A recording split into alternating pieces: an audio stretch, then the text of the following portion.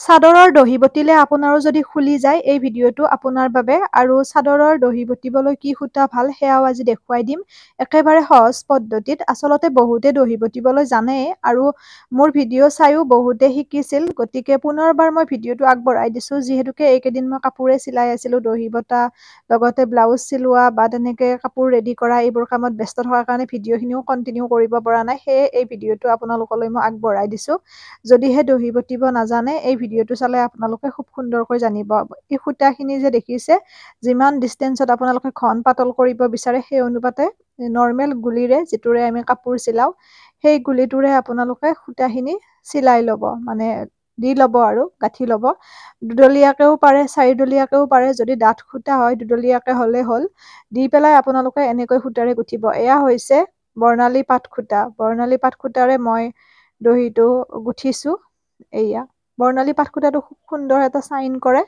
ভাল হয় দহি গুঠিলে আশা কৰো ভিডিঅ'টো চাই পেলাই আপোনালোকে খুব সুন্দৰকৈ দহিখিনি গুঠিব পাৰিব নিজৰ চাদৰখনৰ সেইবাবে মই ভিডিঅ'টো প্ৰস্তুত কৰি দিছো যিহেতু কাইলৈ সৰস্বতী পূজাই হয়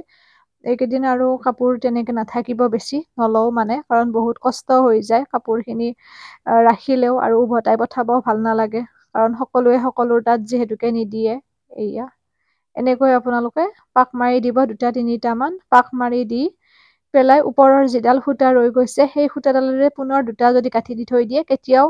দহিটো আপোনালোকৰ খুলি নাযায় এই পদ্ধতিৰে দহি গুঠেনে ক'বচোন আচলতে কাপোৰযোৰ কিনোতে যিমানখিনি দাম পৰে দহি গুঠালৈ ব্লাউজ চিলোৱালৈ বেছি দাম পৰি যায় এয়া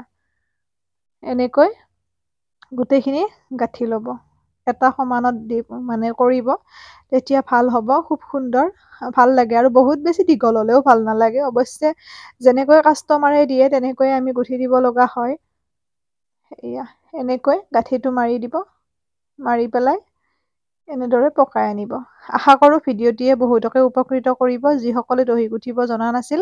আৰু সূতাৰ কথা ক'লোৱে বৰ্ণালী পাট সূতাৰে গুঠিব চাইন কৰা কাপোৰবোৰত আৰু সূতাৰ কাপোৰ বা কটনৰ কাপোৰবোৰ আপোনালোকে পদ্মিনী সূতাৰে খুব সুন্দৰকৈ দহি বটিব পাৰিব